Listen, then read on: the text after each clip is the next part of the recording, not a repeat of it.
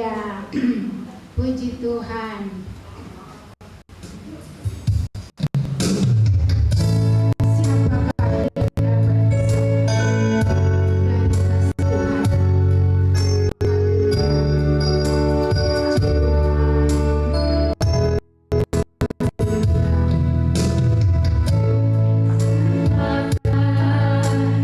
dapat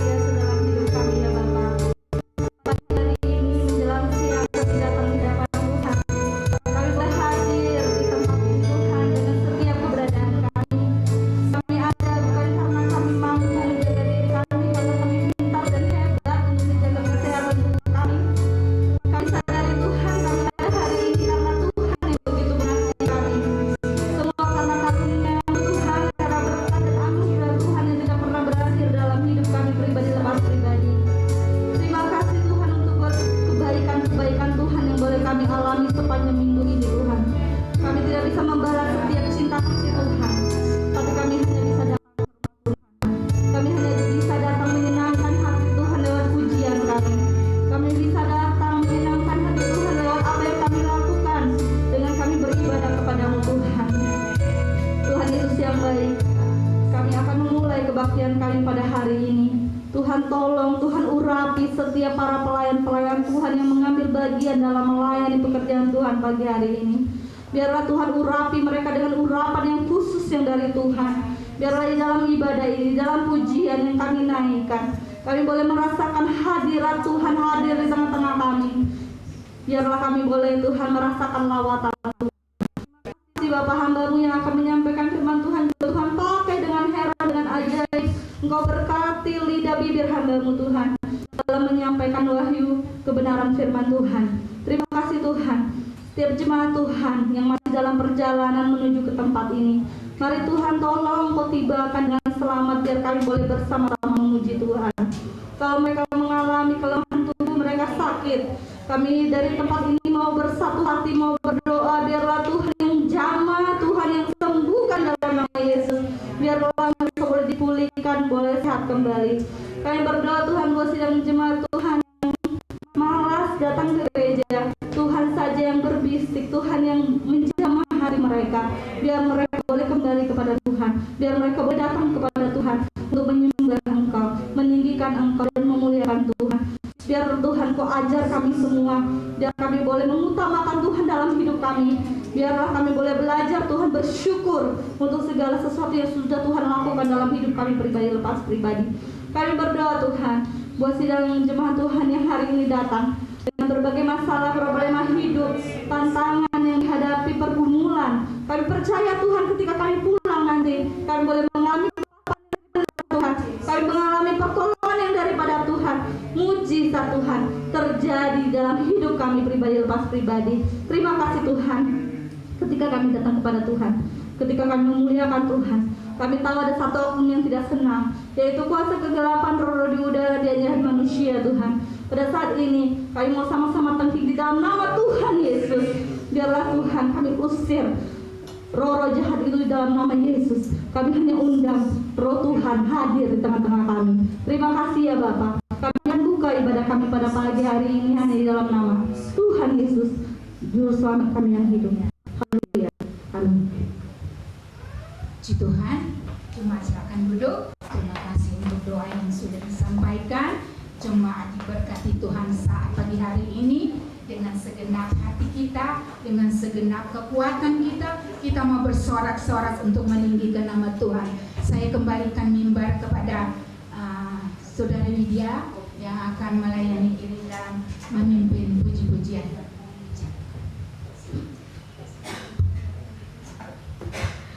Puji nama Tuhan Yesus. Terima kasih buat Anda yang sudah memberi pujian pembuka, dan terima kasih untuk Ciwin juga. Terima kasih buat Tuhan Yesus. Saya undang Bapak Ibu Saudara untuk bangkit berdiri. Kita mau menaikkan pujian, kita mau datang sama Tuhan Yesus, kita mau masuk ke lembang Tuhan Yesus. Kita bersorak-sorak buat Tuhan Yesus.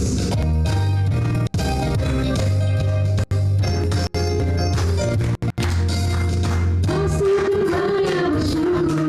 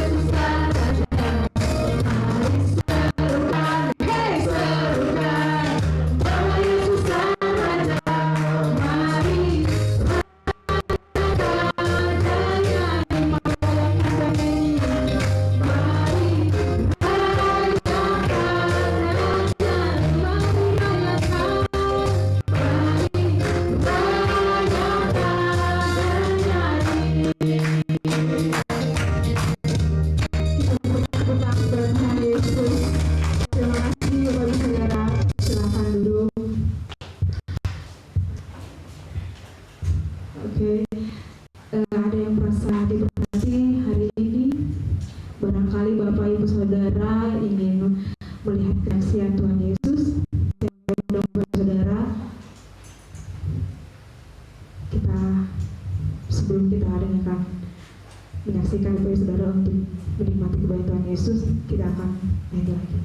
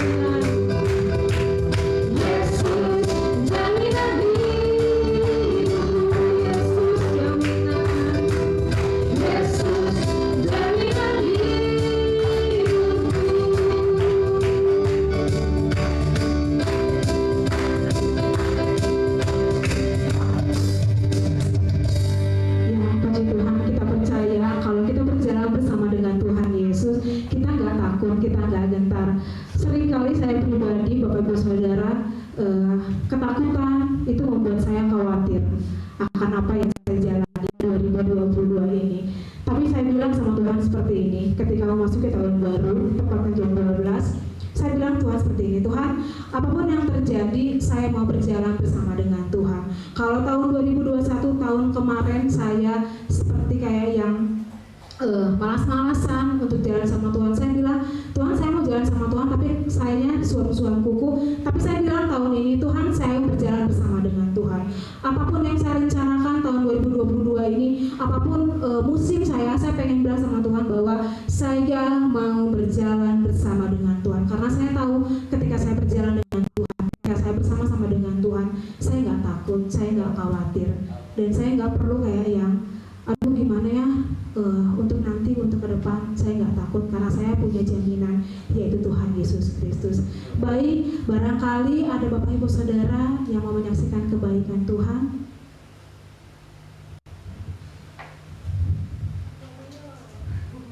Oh jadi silakan.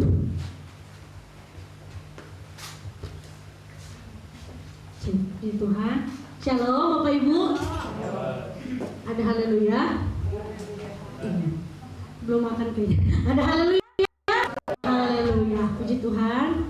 Saya bersyukur sama Tuhan karena sama kayak Kak Widya ya, banyak muluk-muluk sama Tuhan. Waktu tahun baru saya cuma bilang sama Tuhan, saya nggak punya planning khusus tahun ini karena saya percaya ketika kita percaya sama Tuhan, terserah Tuhan mau buat apa dalam hidup kita gitu. Mungkin kalau tahun-tahun sebelumnya kayak punya target gitu, A, B, C, D. Kali ini saya nggak punya target apapun sebenarnya. Tapi saya bilang sama Tuhan, Tuhan, apapun yang Tuhan buat pasti baik adanya. Apapun yang Tuhan buat pasti indah buat saya. Dan saya bersyukur sama Tuhan, tepat hari ini Tuhan tambahkan 1 tahun lagi usia saya. Nggak tahu kenapa kalau ulang tahun hari Minggu tuh kayak seneng banget gitu ya. Tapi kayaknya nunggu ulang tahun hari Minggu tuh nungguin berapa tahun dulu gitu baru tepat hari Minggu. Jadi hari ini lebih istimewa dari tahun-tahun sebelumnya karena ulang tahunnya hari Minggu. Nggak tahu kenapa, pokoknya istimewa aja gitu kalau ulang tahun hari Minggu. Di ulang tahun yang ke-30 ini, doa dan harapan saya adalah satu aja. Tuhan, kalau boleh di usia yang ke-30 ini saya mau punya rumah Tuhan. Saya sedih lihat papa saya masih tinggal sama orang, saya masih tinggal sama orang. Kayaknya udah cukup Tuhan, tahun ini biar kumpul gitu. Pengen rasanya rindu pulang kerja tuh lihat orang tua, rindu ya. Mungkin ada yang perantau di sini, nggak ada ya, semua tinggal sama orang tua. Kalau tinggal sama orang lain tuh kayak ada yang kurang gitu.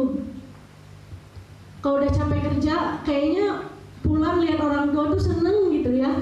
Ya doain aja supaya saya tahu kapasitas saya sebesar apa, tapi saya tahu Tuhan tidak terbatas buat saya.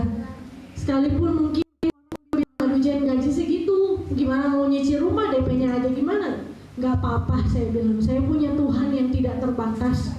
Saya punya Tuhan yang luar biasa. Saya selalu diberkati Tuhan ya. Om Yos, Tante Entit nggak kerja tapi semuanya disediakan Tuhan ya Tante, Om Mani, Tante Mary, semua. Dan saya tahu ketika saya berkomitmen untuk melayani Tuhan, saya nggak perlu khawatir karena semuanya pasti disediain Tuhan. Kalau kemarin di Youth saya bawa firman Tuhan tentang kita harus punya memikirkan hal-hal yang besar, sekalipun mungkin mustahil, tapi kita harus bisa berbahasa iman. Nah itu yang saya dapat di ibadah awal tahun, kita harus mampu berbahasa iman. Kenapa? Sekalipun belum ada, katakan aja, udah ada, katakan aja pasti ada. Sulit ya memang kalau mengatakan sesuatu yang belum ada, tapi saya percaya ketika saya mengatakannya terus, Tuhan juga bosan lama-lama dikabulin gitu ya. Aduh jadi itu udah ngomong-ngomong sudahlah gitu kan. Tuhan tuh nggak jahat, Tuhan tuh nggak perhitungan sama kita. Dan saya percaya di usia ke-30 ini saya pengen lebih maksimal lagi melayani Tuhan. Saya sudah jauh lebih baik, jauh lebih sehat ya, puji Tuhan. Setelah sekian lama gak sakit, kemarin sakit sama lambung tapi saya percaya itu mah bukan penyakit yang berat lah ya, masih bisa disembuhin dalam keadaan yang sehat. Pagi hari ini saya mau syukur sama Tuhan, mau nyanyi, nggak ada pemain musik, nyanyinya bareng-bareng aja ya. Saya bersyukur ada di tengah-tengah jemaat GPD Elroy. Terima kasih. Saya percaya kita semua keluarga di dalam Tuhan. Saya bersyukur punya banyak orang tua di sini, punya banyak kakak, punya banyak adik-adik ya. Kita semua keluarga di sini. Saya rindu. Saya katakan di Youth, kita harus punya pikiran yang besar. Kakak mau tahun depan ibadah awal tahun 2023 semua yang duduk di sini kesaksian menyaksikan sesuatu yang dahsyat, dan saya percaya sesuatu yang dahsyat itu pasti digenapi Tuhan bagi kita semua, bukan hanya saya. Ini kesaksian saya. Doakan di usia 30 ini supaya Tuhan semakin mendewasakan secara jasmani rohani dan semakin menjadi berkat buat banyak orang. Terima kasih.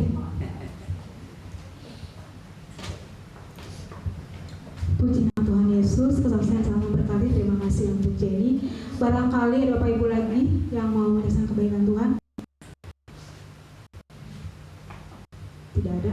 Saya kalau gitu tepat di tanggal 31 kami adat Batak atau adat Sumatera itu mengadakan ibadah kecil, ibadah keluarga namanya. Setiap kami tanggal 31 malam itu kami ada ibadah di gereja kami sendiri HKBP. Jadi di setiap ibadah itu kami dapat satu buku, satu catatan untuk kami ibadah nanti malam jam 12. Dan biasa di situ selalu ada petuah-petuah dari orang tua, dari kakak, dari adik-adik untuk kakaknya, untuk adik-adiknya. Dan tahun kemarin saya bersyukur ada satu keluarga yang ikut, meskipun dia bukan darah daging kami, Jenny. Dia ikut bersama dengan kami ibadah penutupan tahun. Dia lihat bagaimana kami ibadah. Dari jam 12 kami ibadah, jam 1 Bapak Ibu Saudara, sampai jam 3. Memang lama sekali karena kami banyak, satu orang satu mau berbicara. Itu saya melihat papa saya tidak pernah, papa saya sering ngomong sama saya, tapi di tahun itu, penutupan tahun, saya nangis Bapak Ibu Saudara. Ada ucapan yang bikin saya nangis. Saya bilang sama diri saya sendiri, saya percaya, saya bilang seperti lagu yang tadi, saya nggak takut, saya nggak khawatir, karena Tuhan pasti menyediakan, Tuhan pasti memberikan. Papa saya khawatir dengan umur saya, Bapak Ibu Saudara. Umur saya yang sudah kepala 3, kalau di orang Batak sudah wanti-wanti, sudah sangat khawatir. Tapi ada satu kata yang menguatkan saya ketika papa saya bilang seperti itu. Kalau di bahasa Batak namanya inang ya, Bapak Ibu Saudara. Tidak apa-apa nak, tidak apa-apa inang, Tuhan pasti kasih. Kalau mungkin di orang sini umur kamu yang sebegitu sudah wanti-wanti, sudah takut dengan bla bla bla bla. Tapi bapak saya bilang, nggak apa-apa umur segitu. Tapi kamu jangan takut, jangan terlalu cuek dengan laki-laki. Saya bukan cuek dengan laki-laki Bapak Ibu Saudara, bukan cuek, tapi gini, saya pengen mendapatkan seorang pria yang menuntun saya kepada Tuhan Yesus. Bukan malah menurunkan saya kepada Tuhan Yesus. Saya pengen mendapatkan seorang pria yang membawa saya mengenal Tuhan Yesus lebih dalam lagi. Bukan hanya stuck di sini aja. Itu doa saya sama Tuhan bertahun-tahun lamanya. Tapi memang belum jawab. Saya masih tetap bersabar. Karena kemarin kakak saya pun seperti itu. Kakak saya menikah umur di kepala 3. Karena di Batak kepala 3 itu ya sudah matang. Sudah matang sekali. Tapi kalau umur 25-24 kami itu masih kayak yang oh kamu yakin bisa, kamu yakin bisa. Seperti tapi saya percaya ketika bapak saya bilang seperti itu yang menguatkan saya. Dan ketika doa selesai kata-kata adik-adik saya semuanya dengan saya juga, saya doa, papa saya doa pribadi sama Tuhan seperti ini. Tuhan, saya nggak takut, saya nggak khawatir, karena saya tahu Tuhan yang menjamin masa depan saya. Baik apa yang saya pikirkan, apa yang saya rencanakan, saya list tahun 2022, saya yakin Tuhan pasti memberikan. Termasuk yang satu ini, saya pasti Tuhan menyediakan dan Tuhan memberikan. Jadi lagu tadi itu membuat saya kayak, ayo jalan sama Tuhan lagi Widya, ayo jalan terus sama Tuhan, jangan mundur lagi. Jadi bagi kita semua Bapak Ibu Saudara, saya mau bilang terus berjalan bersama dengan Tuhan Yesus. Karena apapun yang kita mau, apapun yang kita rencanakan tahun ini, Tuhan pasti akan kasih kalau kita jalan sama dengan Tuhan Yesus. Puji nama Tuhan. Kalian lagi Bapak Ibu Saudara.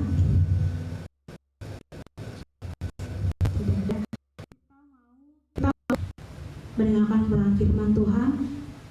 Tapi sebelum itu ada ayat firman Tuhan yang harus kita baca siang hari ini dari Mazmur 60.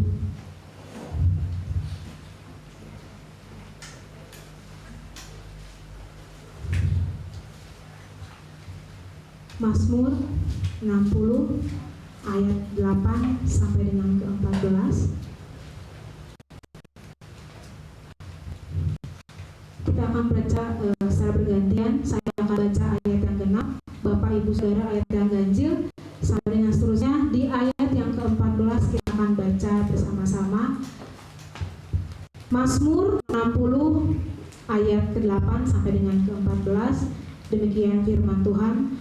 Allah telah berfirman di tempat kudusnya, aku hendak beria-ria, aku hendak membagi-bagikan Sikem dan lembah Sukot hendak kuukur.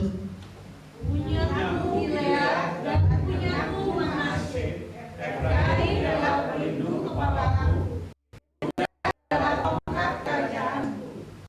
Moab ialah tempat pembasuhanku, kepada Edom aku melemparkan kasihku, karena Filistea aku bersorak-sorai. Siapakah yang akan membawa aku ke kota yang berkubu? Siapakah yang menuntun aku ke Edom? Bukankah engkau, ya Allah, yang telah membuang kami, dan yang tidak maju, ya Allah, bersama-sama bala tentara kami. Berikanlah kepada kami pertolongan terhadap lawan, sebab sia-sia diselamatkan dari manusia. Ayat ke-14 kita baca bersama 3:1. Dengan Allah akan kita lakukan perbuatan-perbuatan gagah perkasa, sebab Ia sendiri akan menginjak-injak para lawan kita. Amin. Ayat 14 sungguh sangat memberkati. Dengan Allah kita akan melakukan perbuatan-perbuatan gagah perkasa, sebab Ia sendiri akan menginjak-injak para lawan kita. Jadi kita semua tidak perlu takut. Tiba saatnya kita akan mendengarkan firman Tuhan. Kita mau tangkap apa isi hati Tuhan. Kita mau mengenal Tuhan lebih dalam lagi, mengenal pribadi Tuhan lebih dalam lagi. Oh, terima kasih Yesus, Engkau Allah yang mengenal kami. Terima kasih, kita naikkan syukur kita sama Tuhan Yesus. Oh, terima kasih, Engkau Allah yang baik, dan kami bersyukur.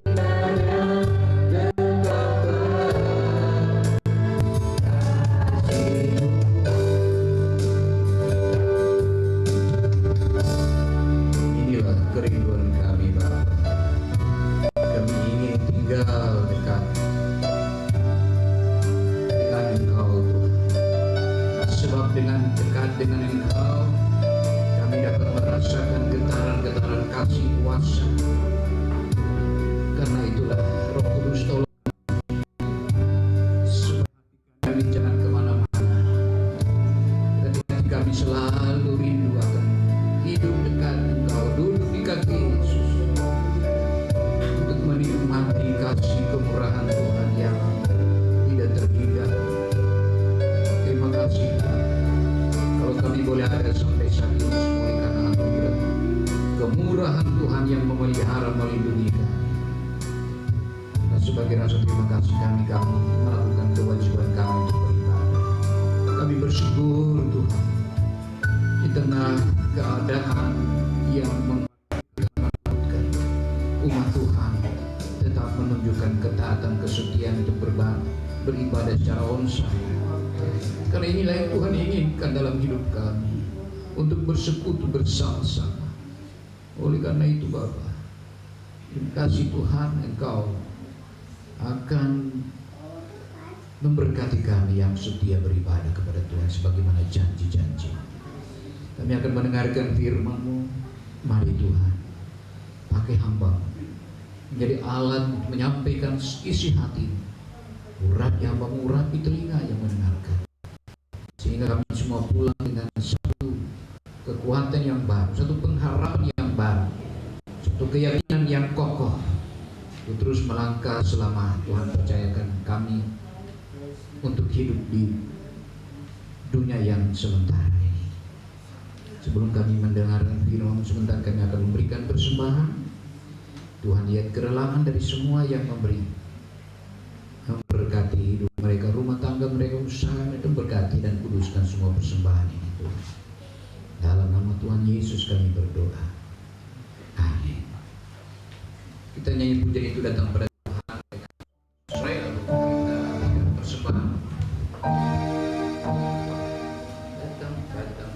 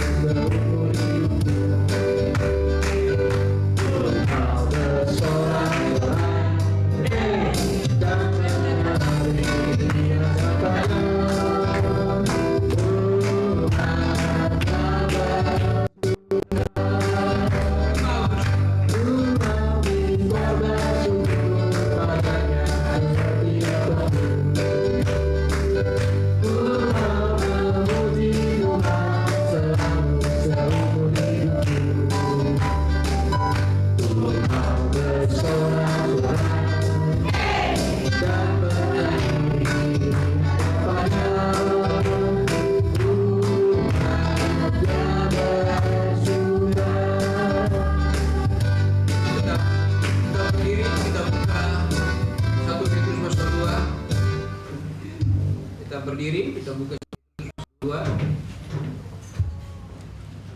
Kita baca ayatnya yang ke-19, 18 sampai 19.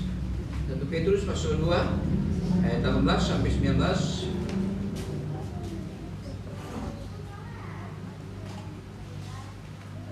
Ya. Belum dapat.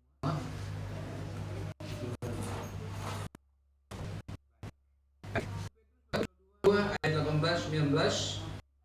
Kamu hamba-hamba, tunduklah dengan penuh ketakutan kepada Tuhanmu, saja kepada yang baik dan peramal, tapi juga kepada yang bengis.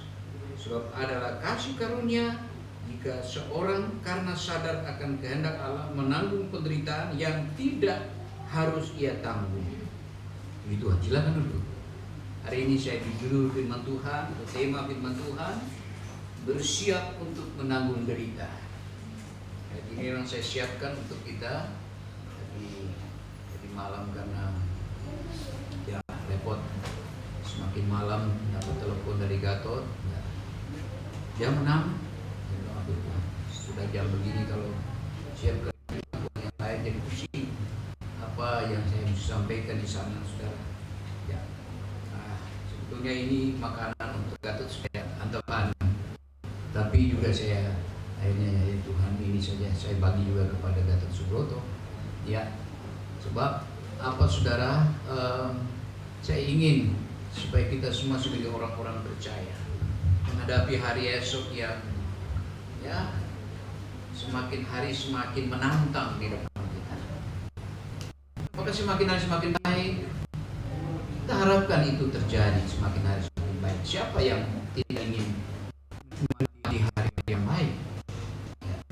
Tapi firman Tuhan sudah mengatakan hari-hari terakhir nanti ada banyak kesukaran. Masuk dalamnya hal yang nanti kita lihat adalah kita baca ayat ini adalah sebuah ujian buat saya dan saudara.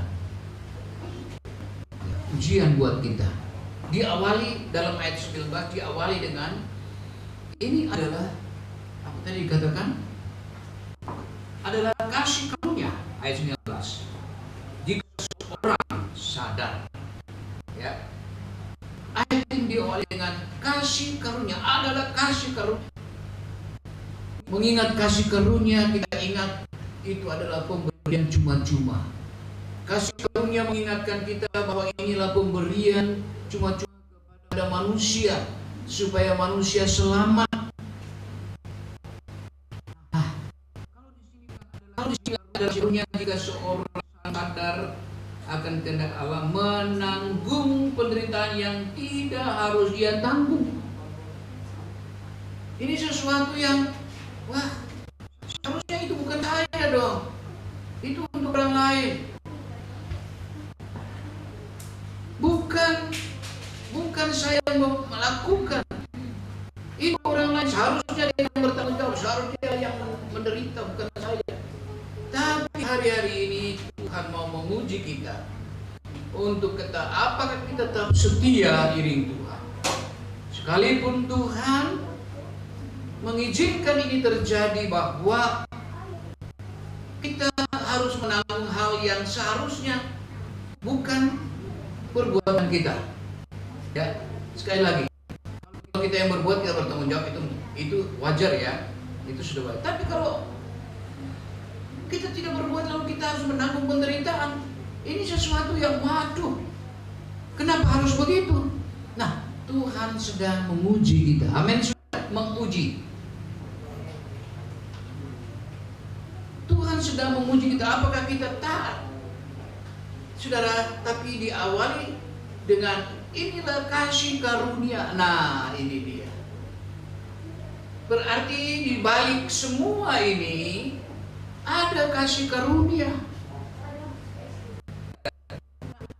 Kasih karunia itu kita tahu lewat Yohanes 1 ayat 14 sampai dengan ayat yang 17. Jin baca untuk kita. Yohanes 1 ayat 14 sampai yang ke-17. Yohanes 1 ayat 14 sampai 17, firman Tuhan. Firman itu telah menjadi manusia dan diam di antara kita. Ya. Dan kita telah melihat kemuliaannya, ya, yaitu kemuliaan yang diberikan kepadanya sebagai anak tunggal Bapa, ya, penuh kasih karunia dan kebenaran. Yohanes memberi kesaksian tentang dia dan berseru katanya, inilah dia, ya, yang kumaksudkan ketika aku berkata, kemudian daripadaku akan datang dia yang telah mendahului aku, sebab dia telah ada sebelum aku. Karena dari kepenuhannya kita semua telah menerima kasih karunia, ya, demi kasih karunia. Sebab hukum Taurat diberikan oleh Musa, ya, tetapi kasih karunia dan kebenaran datang oleh Yesus Kristus. Amin. Lewat pekerjaan Roh Kudus, Yohanes membaptis ini untuk kita semua percayakan hidup kita kepada, nah, siapakah dia ini yang memberikan kasih karunia demi kasih karunia, supaya dengan demi kasih karunia ini, ya, firman yang tadi kita baca dalam Mazmur pasal yang ke-60 ayat yang ke-18 tadi, dengan dia kita dapat menginjak-injak musuh kita, amin. Nah, siapa dulu? Kalau satu kelompok, kalau kita punya kepala regu dalam kelompok kita punya kemampuan, wah, kita tidak usah takut tuh, amin. Ya kan? Tidak usah takut, sebab kita punya ketua regu itu punya pengalaman dan dia tahu bagaimana melindungi anak buahnya, bagaimana mencapai kemenangan sudah berkali-kali dan sudah teruji, dan kita sangat mengandalkan orang-orang seperti itu. Karena itulah Yohanes sebelum dia melanjutkan tentang kasih karunia, dia katakan, inilah dia. Dia ingin memperlihatkan kepada dunia, kepada orang-orang saat itu, bahwa inilah dia ini. Sebelum aku ada, dia sudah ada. Nah, Yohanes perlu memperlihatkan siapakah Yesus ini. Di dalam Yohanes pasal 8 ayat 58. Ya, catat saja saudara. Orang-orang Yahudi mengatakan kepada Yesus, umurmu belum sampai 50 tahun, tapi engkau berkata bahwa Abraham akan melihat. Yesus berkata bahwa sebelum Abraham jadi, aku sudah ada. Kok? Loh, Yesus baru lahir 2022 tahun yang lalu. Di dalam satu doa, dia menaikkan doa kepada Bapa di surga dalam Yohanes pasal 17 ayat yang ke-5. Bapa, permuliakanlah aku seperti kemuliaanku yang kumiliki di hadiratmu sebelum dunia dijadikan. Amin, saudara. Nah, itulah kita lihat dari siapakah Yesus itu sebenarnya. Oh, ternyata Yesus adalah firman yang tadinya Yesus disaksikan oleh Yohanes penulis, firman Yesus. Pada mulanya firman itu bersama-sama dengan Allah, dan mulanya itu ya, pada mulanya langit bumi belum ada. Pada mulanya itu. Nah, dengan demikian kita yang mendengarkan, ternyata Yesus itu bukan manusia biasa. Amin, saudara. Ya, dia ada sebelum dunia ada. Dia ada sebelum Abraham ada. Dari kelahiran secara manusia memang, apalagi jangankan Abraham, dengan Yohanes Pembaptis saja Yesus masih kalah, karena Yohanes Pembaptis lahir 6 bulan kemudian baru dia siapa? Nah, tapi Yohanes dalam kuasa Roh Kudus mengatakan, sebelum aku ada, dia sudah ada. Perlu ada sosok seperti ini supaya sudah kita percaya bahwa Tuhan yang kita percaya ternyata Tuhan yang kekal. Amin. Itu dulu. Di luar sana orang bilang Kristen itu percaya manusia jadi Tuhan. Siapa yang bilang? Siapa yang bilang orang itu bodoh itu? Oh, Tuhan menjadi manusia, amin. Itu. Nah, bagaimana Tuhan menjadi manusia, itulah Yohanes Pembaptis memperlihatkan. Nah, ini jadi sebelum aku jadi dia udah ada. Dia sendiri menyatakan bahwa dirinya lebih dulu ada daripada Abraham. Bahkan kemuliaan di hadiratmu sebelum dunia diciptakan, dia sudah ada. Dan sosok inilah yang kita percayakan hidup kita. Kita gantungkan hidup kita kepada Tuhan. Amin.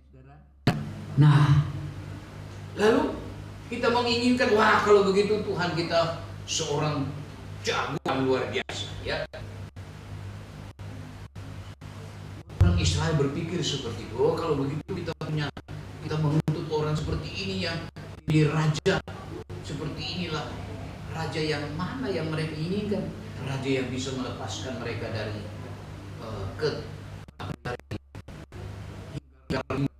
pada satu karena mereka masih di jalan Romawi dan mereka ingin merdeka. Jadi mereka rindu memang seorang pelepas. Tetapi Yesus datang membawa pedang untuk menyelamatkan secara politik, tapi dia menyelamatkan dari dosa. Ini yang lebih baik. Apalah artinya kita merdeka secara fisik, kita merdeka secara bernegara, kita merdeka, tetapi secara jiwani, secara rohani kita masih dibelenggu oleh kuasa-kuasa. Sebab Yesus katakan, kalau anak manusia memerdekakan kamu, kamu benar-benar merdeka. Amin. Ya. Nah, daripada kita cuma menyanyi merdeka, merdeka, hiduplah Indonesia, itu bagus. Kita merdeka dari jajahan, tetapi apa kita merdeka dari dosa yang membelenggu kita? Itu perlu dipertanyakan. Baik saudara, nah kita perkenalkan kasih. Siapakah sosok yang memberikan kasih karunia? Ternyata itulah firman yang telah menjadi manusia, yaitu Yesus. Di dalamnya dikatakan bahwa hukum Taurat, ya tadi dibacakan hukum Taurat bagaimana? Yohanes 1 ayat yang ke 17, 16 ya, 16 coba. Hukum Taurat. Musa mengajarkan. Sebab hukum Taurat diberikan oleh Musa, ya. Tetapi kasih karunia dan kebenaran datang oleh Yesus Kristus. Nah, Musa memberikan hukum Taurat. Itu adalah aturan-aturan kehidupan manusia seperti itu. Jadi kalau berbuat ini dosa, berbuat ini dosa, berbuat ini dosa, berbuat itu dosa. Tapi untuk menyelesaikan dosa itu gak mampu satupun. Itu sebabnya Yesus datang untuk menggenapkan itu, supaya kita yang percaya kepada Dia, walaupun kita tidak sanggup melakukan hukum Taurat, itu tidak masalah. Yang menjadi masalah kalau kita tolak Yesus sebagai juru selamat itu. Anak Tuhan, jadi anak Tuhan harus pintar ya. Amin. Pintar dalam hal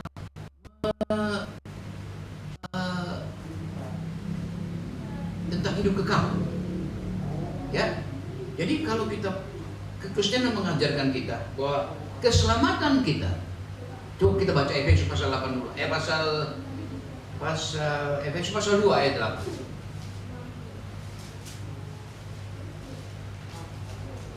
Efesus 2 ayat 8, firman Tuhan, sebab karena kasih karunia kamu diselamatkan oleh iman. Itu bukan hasil usahamu, tetapi pemberian Allah. Iya, itu dia. Intinya di sini. Keselamatan bukan karena kita melakukan hukum Taurat, walaupun hukum Taurat itu diberikan, itu hukum sipil, hukum yang mengatur tata cara untuk orang mengenal dosa. Tetapi untuk menyelesaikan dosa, kalaupun ada waktu itu hanya sementara saja, sementara sifatnya sementara, nanti korbannya akan lagi mengumpulkan lagi korban lagi pada bulan-bulan tertentu. Tapi untuk menyelesaikan secara tuntas itu tidak bisa. Ya, itu sebabnya di dalam Mazmur pasal 40 ayat 49 kalau tidak salah. Coba 49 ayat 8 coba. Jadi Mazmur 49 itu enggak ayat 8. Karena tidak seorang pun, benar enggak? Ya, Mazmur 49 ayat 8. Ya.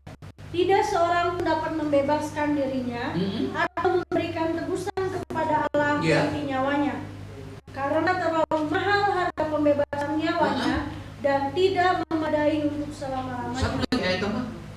Supaya ia tetap hidup untuk seterusnya dan tidak melihat lubang kubur. Supaya tidak mati seterusnya dalam arti mati kekal, dalam arti neraka. Kalau orang mengandalkan, oh aku mampu Enggak. Ini firman Tuhan. Tidak seorang pun, siapapun orang kaya di dunia ini, enggak ada. Kalaupun dia mampu, itu juga tidak memadai. Nah, berarti semua ditolak. Hanya kemurahan Tuhanlah yang menyelamatkan. Amin, saudara. Itulah sebabnya Yohanes Pembaptis katakan Yesus penuh dengan kasih karunia, kasih karunia, kasih karunia. Nah, kasih karunia ini yang adalah keselamatan ini. Nah, sekarang kasih karunia menurut Petrus tadi salah satu adalah menanggung yang tidak harus kita tanggung. Penderitaan yang harus kita tanggung. Itu sadar menerima itu. Nah, sebagai orang percaya, sebagai orang yang telah dijanjikan kasih karunia yang menyelamatkan, mari kita belajar. Ya, walaupun kita sadar bahwa itu bukan penderitaan yang harus kita tanggung, tapi kalau Tuhan izinkan ini harus kita menerimanya, bukan sungut-sungut, bukan menolak. Misalnya saudara, misalnya seperti contoh begini ya, kita bersyukur bahwa segala kejadian yang terjadi atas hidup kita, ternyata Tuhan sudah men-setkan orang-orang tertentu yang buat kita. Amin, saudara. 1 Korintus 6, mari kita baca 1 Korintus 6. 1 Korintus 6 ayat 7b sampai dengan 11. Ya, saya minta jadi untuk membaca, jadi saya tidak buka-buka ini lagi. 1 Korintus 6 Ayat 7b sampai 11. 7b sampai 11 firman Tuhan. Mengapa kamu tidak lebih suka menderita ketidakadilan? Mengapakah kamu tidak lebih suka dirugikan? Tapi kamu sendiri melakukan ketidakadilan dan kamu sendiri mendatangkan kerugian, dan hal itu kamu buat terhadap saudara-saudaramu. Atau tidak tahukah kamu bahwa orang-orang yang tidak adil tidak akan mendapat bagian dalam kerajaan Allah? Janganlah sesat. Orang cabul, penyembah berhala, orang berzina, banci, orang pemburit, pencuri, orang kikir, pemabuk, pemfitnah, dan penipu tidak akan mendapat bagian dalam kerajaan Allah. Dan beberapa orang di antara kamu demikianlah dahulu. Tetapi kamu telah memberi dirimu disucikan, kamu telah dikuduskan, kamu telah dibenarkan dalam nama Tuhan Yesus Kristus dan dalam roh Allah kita. Inilah saudara, kita patut bersyukur saudara. Kalau dulu kita masih manusia lama, ya, apabila orang merugikan kita, apa saudara, apa respon kita? Balas lagi. Kamu yang merugikan saya merugikan kamu. Iya kan? Manusia lama kita yang dikatakan itu hidupnya seperti itu tadi. Oh, aku tidak bisa menerima. Ini tidak adil. Enggak. Ya. Sekarang pertanyaan itu datang. Apakah kita tidak suka menerima ketidakadilan? Apakah kita tidak suka dirugikan? Siapa yang suka dirugikan sih? Jujur saja, saya nggak mau dirugikan. Betul ya? Iya dong. Harga diri. Siapa yang mau dirugikan? Jujur kita nggak mau. Semua juga tidak mau menerima ketidakadilan. Nggak mau kita tolak. Tetapi saudara, berkaitan dengan kehidupan dulu kita tolak mentah-mentah. Kemarin saya membaca di Facebook, ada seorang petani dihukum bertahun-tahun, saya lupa berapa puluh tahun ya. Waktu diselidiki ternyata petani ini tidak salah. Kasihan sudah. Saya lupa itu petani di mana itu. Dia tidak bersalah. Tidak diceritakan selanjutnya saudara. Nah, seperti dunia seperti itu kadang ketidakadilan.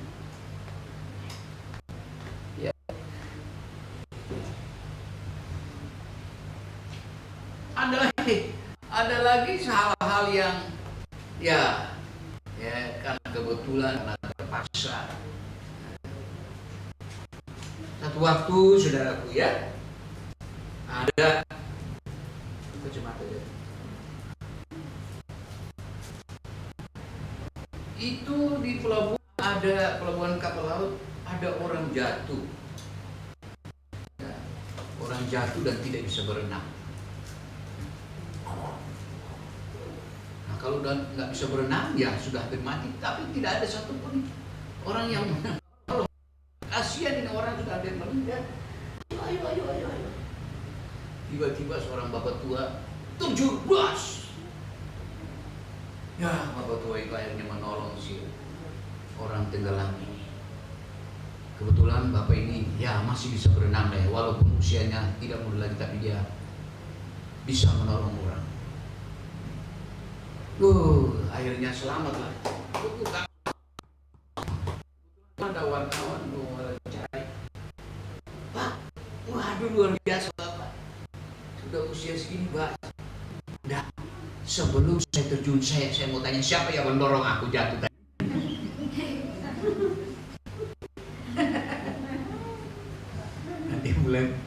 nanti bulan ketawa sendiri ya. Jadi si Bapak ini bukan mau mendorong, tapi siapa yang dorong saya. Tapi di dalam Tuhan tidak ada yang kebetulan, amin saudara. Kembali kepada 1 Korintus pasal 6. Siapa yang mau dibilang mau? Tapi ketika ayat 11 tadi Jini baca ulang tadi ayat 11. 1 Korintus tadi. Ayat 11. Dan beberapa orang di antara kamu demikianlah dahulu. Iya, dulu ya. Dulu itu yang tadi perbuatan-perbuatan tadi. Terus tapi kamu telah memberi dirimu disucikan, kamu telah dikuduskan, ya. Kamu telah dibenarkan dalam nama Tuhan Yesus Kristus dan dalam Roh Allah kita. Paulus mengingatkan orang-orang seperti ini, kamu sudah diselamatkan. Dengan cara apa? Nah, tadi perbuatan dia sudah pasti dikatakan orang seperti itu tidak akan masuk dalam kerajaan. Tetapi oleh karena kamu sudah sudah disucikan. Bukan berarti kita ini suci, tapi disucikan dengan apa? Disucikan dengan darah Yesus. Ibrani pasal yang ke-6 ayatnya yang Ibrani pasal 10 ayat yang kedua. Ayo Jen, cepat. Ibrani 10 ayat yang kedua, firman Tuhan. Sebab jika hal itu mungkin, pasti orang tidak mempersembahkan korban lagi. Sebab mereka yang melakukan ibadah itu tidak sadar lagi akan dosa setelah disucikan sekali untuk selama-lamanya. Nah, kalau Yesus mengerjakan penyucian dosa kita, ya, itu sekali untuk selamanya. Nanti kita baca dulu di dalam pasal 10. Satu kali untuk selamanya. Ya, kita disucikan. Puji Tuhan, itu sebabnya di dalam surat-surat tertentu dia banyak menyoroti pengorbanan Yesus. Dalam surat Efesus dikatakan kita ditentukan sekali selamanya. Kita bersyukur saudara, dulu hidup kita masih seperti ini, hidup kita, sehingga untuk menerima apa yang seharusnya kita tidak derita, harus menderita bukan karena perbuatan kita. Kita dirugikan, nama baik kita dirugikan, usaha kita dirugikan.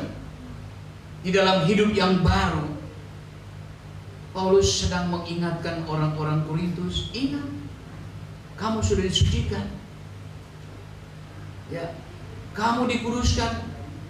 1 Korintus 1 ayat yang kedua. Coba Ciri baca lagi 1 Korintus 1 ayat yang kedua.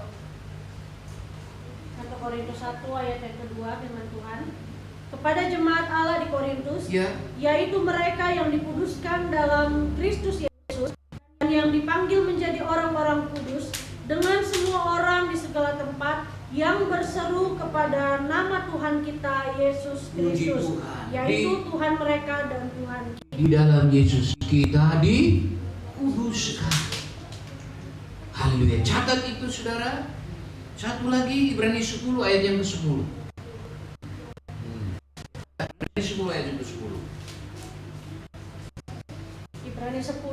yang ke-10 firman Tuhan. Dan karena kehendaknya inilah kita telah dikuduskan satu kali untuk selama-lamanya oleh persembahan tubuh Yesus Kristus. Ini dia. Paulus ingin mengingatkan orang di Korintus, ingat. Dulu perbuatan kamu adalah perbuatan manusia lama kamu, sekarang tidak lagi demikian, kamu sudah disucikan. Kamu sudah dikuduskan sekali untuk selamanya, kamu sudah dibenarkan. Ada ayat-ayat, tapi Titus 3 ayat ke-7 saja sebagai ayat-ayat terakhir. Titus 3 ayat ke-7. Nah, mari saudara, ya.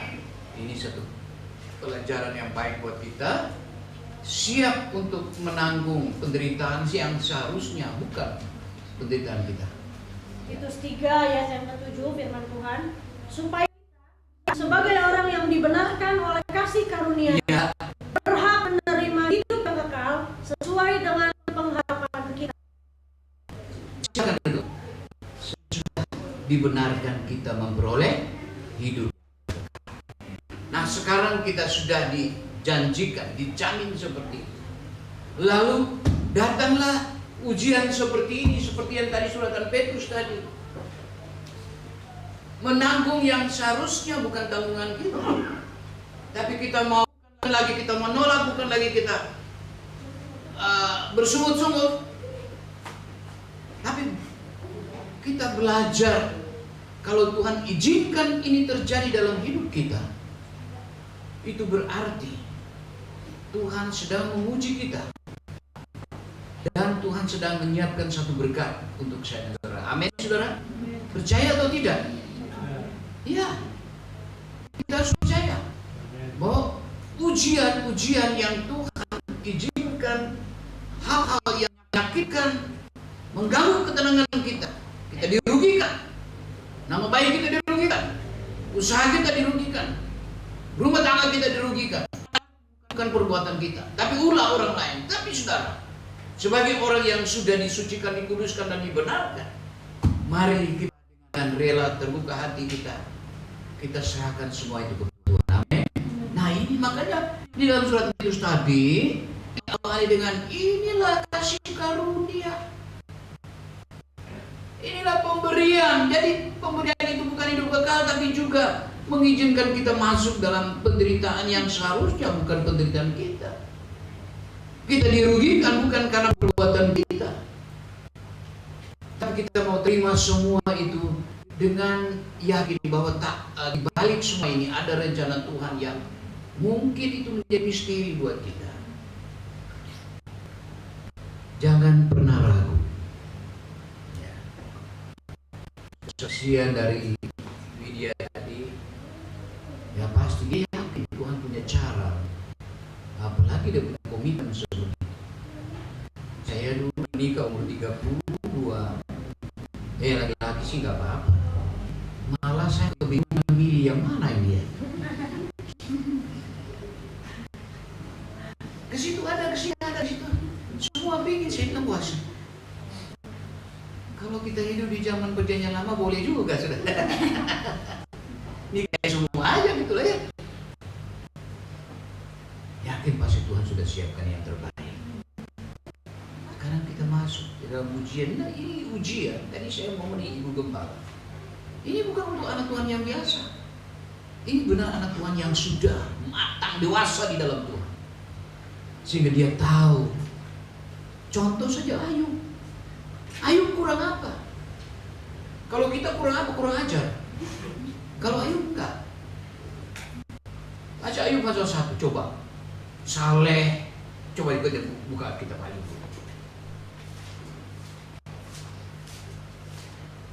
Jadi baca untuk kita. Coba kita lihat Ayub, coba. Nih. Ayat 1 ayat yang ke-1 firman Tuhan. Ada seorang laki-laki di tanah Uz bernama Ayub. Orang itu saleh dan jujur. Apa? Pelan-pelan. Saleh dan jujur. Terus ia takut akan Allah. Takut dan menjauhi kejahatan. Iya. Masih banyak lagi. Udah.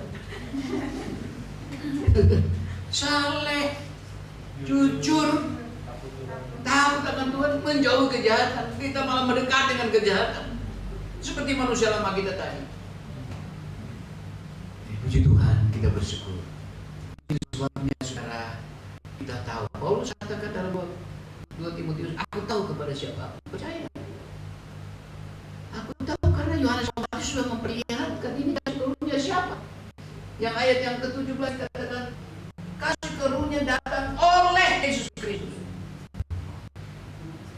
Nah kita tahu, puji Tuhan, kalau Yesus yang berjanji kasih karunia, dialah yang adalah bukan orang Kristen menyembah manusia jadi Tuhan, tapi Tuhan yang menjadi manusia.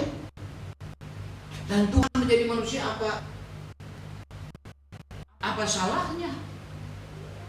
Itu juga menunjukkan bahwa kemahakuasaan Tuhan bisa menjadi manusia karena Dia berkuasa.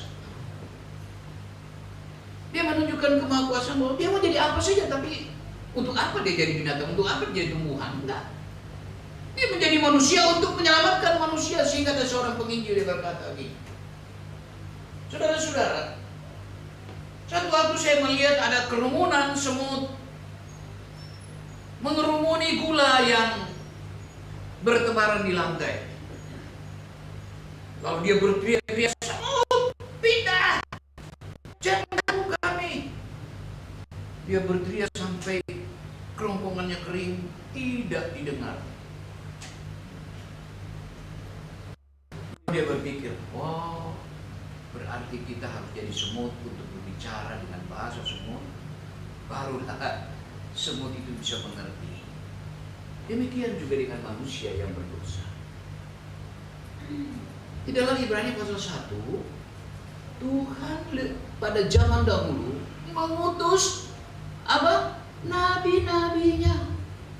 Tetapi pada akhir zaman Dia mengutus apa? Anaknya sendiri ke dalam dunia untuk memberitahukan. Karena nabi-nabi yang diutus oleh Bapa ini, ya tidak ada yang tidak ada yang hidup tenang lah ceritanya.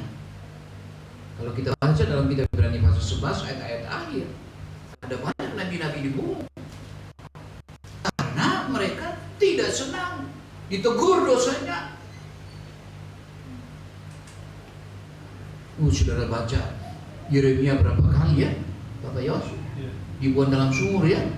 Karena dia guru sama raja. Kasihan. Untung ada orang hitam. Jadi jangan anggap orang hitam itu mukanya hitam, badannya hitam. Kemarin saya lihat versi pemain dengan kemarin saya lihat pemain apa itu? Oh, Jakarta dengan apa ya? Satu orang paling hitam di antara semuanya. Beda. Kenoke. Dia nama siapa itu?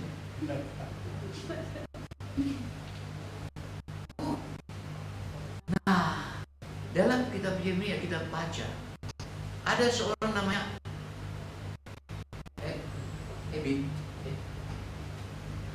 Ebed Melek apa? Itu orang Ethiopia. Nah, orang Ethiopia itu rata-rata hitam semua, saudara. Tetapi dia tergerak. Sudah nanti baca dalam kitab Yeremia. Saya lupa namanya.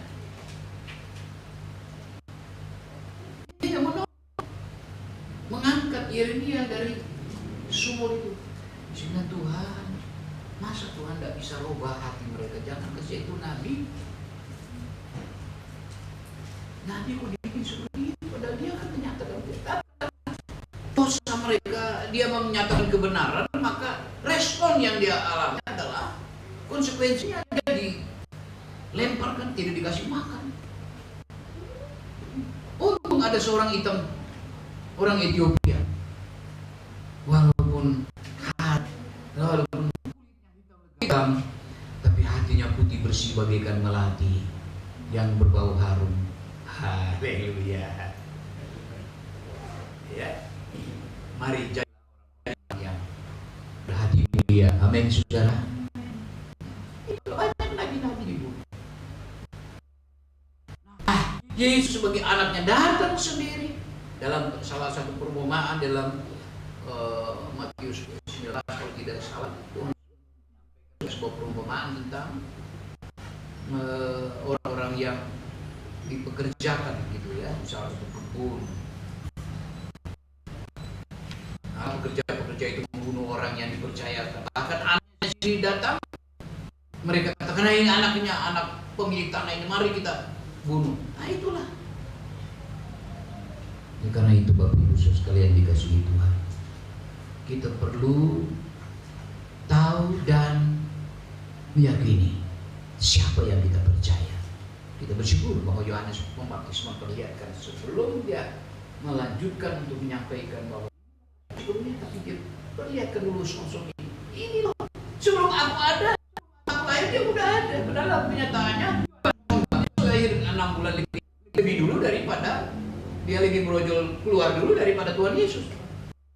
Tapi dia mengatakan sebelum aku, dia sudah ada. Yesus sendiri menyatakan sebelum Abraham ada, aku sudah ada. Yesus dalam doa kepada Bapa dia bilang, Bapa permuliakan aku seperti kemuliaan yang kumiliki di hadiratmu sebelum dunia ini ada. Yohanes 17 ayat 5. Nah itulah sosok yang ternyata kita tidak salah percaya kepada Yesus sebagai Tuhan dan Juru Selamat yang penuh dengan kasih karunia. Jadi kalau kasih karunia ini datang penderitaan yang seharusnya kita tidak, kita bukan perbuatan kita, dan kita harus terima itu, karena itu tadi kata ini kasih karunia, ini keselamatan. Nah, kita berpikir keselamatan kok begini. Nah, orang yang sudah menerima kasih karunia, hatinya diubah sama Tuhan, amin. Maka bersiap-siaplah kita menghadapi hari esok, sekalipun orang merugikan kita. Respon kita apa, saudara? Ya, marah, geram, rugikan dia, atau serahkan kepada Tuhan. Percayalah, orang yang sudah dibenarkan. Nah ini ayat yang saya luar biasa, saya apa? Aduh Tuhan terima kasih, luar biasa. Roma 8 ayatnya yang terakhir. Roma 8 ayat. Tadi saya kok tiba-tiba lihat ayat ini, Roma 8 ayat, bukan terakhir. Ayat berapa ya? Nanti. Roma 8. Sudah dapat Roma 8? Ayatnya yang ayatnya yang ke-30. Oh, 30. 29. Roma 8 ayat 29 dan 30.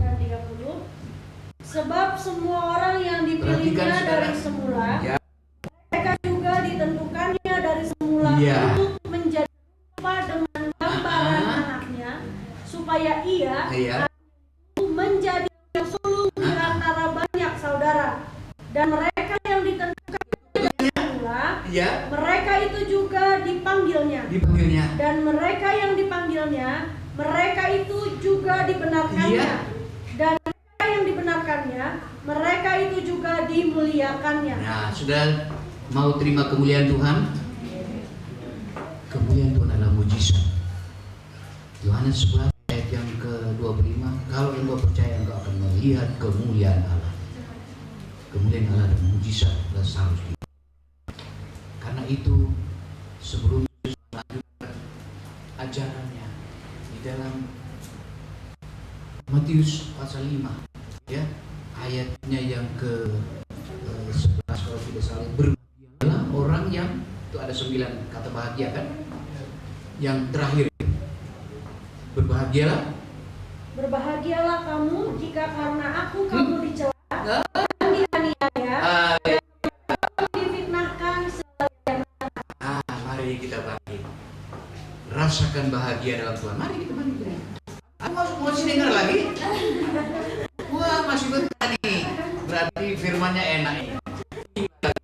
Ayo, nanti kapan-kapan disambung oleh Pak Yos. Makanan ini bersambung, saudaraku, ya.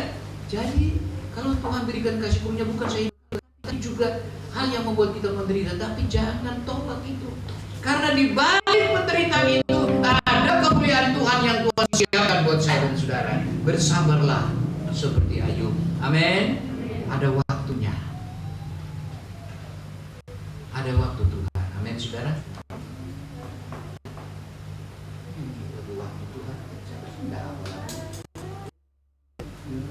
aja ya. Puji Tuhan. Dari awalnya gimana tahu?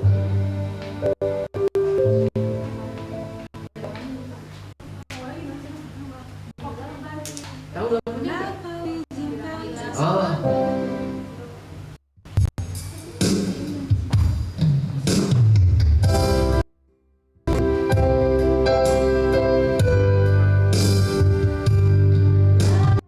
Izinkan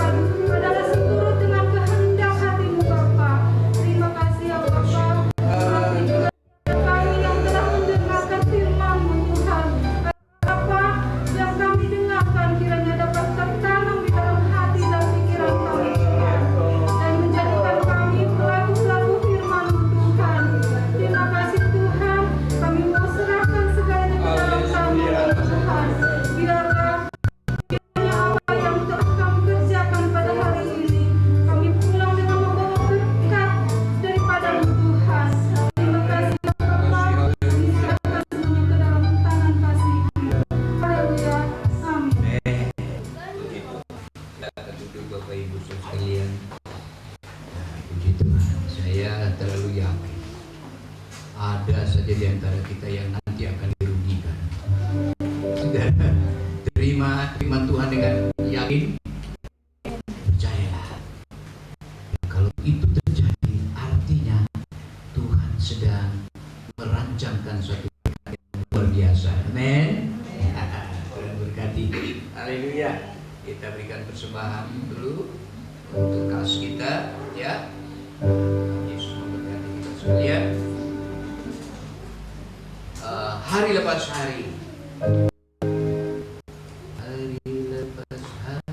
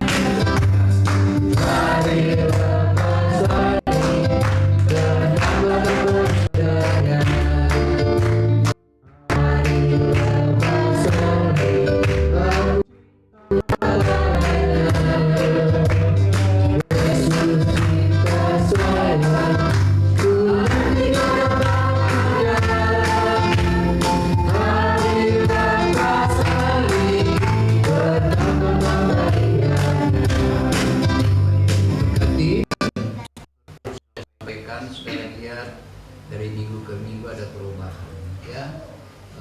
Perlu sudah ketahui bahwa uang yang dipakai untuk buat dapur itu perhitungan tahun lalu itu bisa mungkin dapat juga beli baja ringan. Kenyataannya bulan Agustus semua material naik. Jadi akhirnya perhitungan itu meleset, hanya dapat dapur, ya. Uang kita sudah tidak ada. Terima kasih, walaupun juga terpaksa waktu saya telepon Ibu Esther, telepon Ibu Eti, ada uang berapa? Sangat-sangat ya untuk bayar tukang waktu dia, tukang jahit di atas, baik yang kerja. Nah, saudara, berdoa. Saya tanya kepada itu, ini berapa lagi yang harus kita, ya kurang lebih 60-70 juta untuk rangka besi, rangka bajanya. Ya, siapa lagi kita harapkan ya? Ibu juga bantu doa supaya mujizat Tuhan terjadi. Ya, ya ada sedikit uang yang juga dari dulu anak remaja saya sudah lupa. Ya, lupa. Ya bantu sehingga kita bisa bangun, bisa chat itu sedikit. Ya, tas besok ini mulai pasang bata di tembok-tembok itu nempel dengan tembok orang. Ya, nah, itu untuk sebuah tindakan iman. Tuhan, ini kami sudah membangun. Tindakan iman itu kita lakukan saja. Nanti bagaimana? Ya. Lalu nanti bagaimana? Ya sudah, bangun dulu. Yang pertama bikin ya kayak begini, yang pemisah itu. Lalu jadi kamar, jauh daripada Manuela kos-kos di luar terus. Ya. Walaupun cuma 2 meter kali berapa ya sudah. Pokoknya supaya Manuela tidak kos di luar. Saudara berdoa saja ya. Berdoa supaya Tuhan buka jalan. Ya, mari.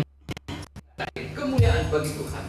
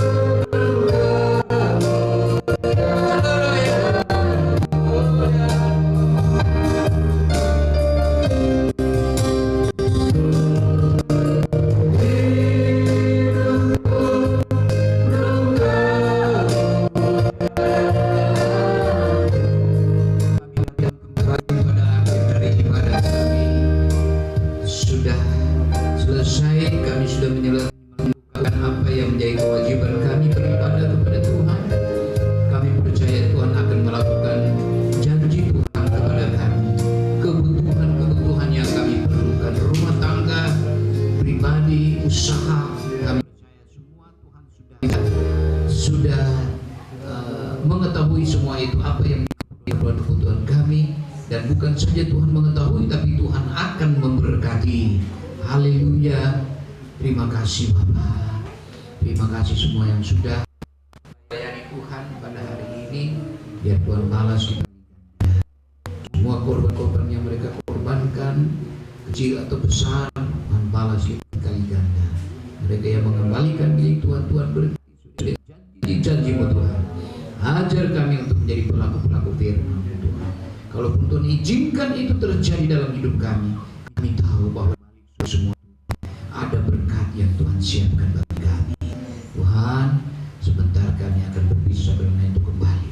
Tapi sebelumnya kami akan makan makanan yang sudah dimasak, sudah disediakan oleh ibu-ibu Tuhan. Setiap minggu kami makan seperti ini. Terima kasih Tuhan. Mewah tapi cukup, membuat kami kenyang dan penuh dengan sukacita. Walaupun mungkin tidak memenuhi standar tempat kami percaya Tuhan, makanan yang kami makan ini menyehatkan kami Tuhan. Haleluya. Kami makan dan minum dengan sukacita. Mereka pulang di rumah dan pertemukan kami kembali pada hari Minggu yang akan datang. Saudara-saudara kami yang tidak sempat hadir, beberapa dari mereka yang berjanji mau ibadah di tahun 2002 sampai saat ini juga belum menunjukkan mukanya. Kami berdoa Tuhan supaya Tuhan yang menerangkan mereka Tuhan. Pembangunan kami akan berlanjut besok, walaupun kerja kecil-kecilan, tetapi ini Tuhan tindakan iman kami, mulai sesuatu dengan hal yang kecil. Kami percaya Tuhan firman yang mengatakan kecil itu jangan dianggap enteng, karena yang sebesar bisa disesali akan mengatakan, Tuhan mengatakan yang kau bisa mengatakan gunung ini pindah ke laut. Artinya dalam hal ini kami mengerti maksud dan cara Tuhan.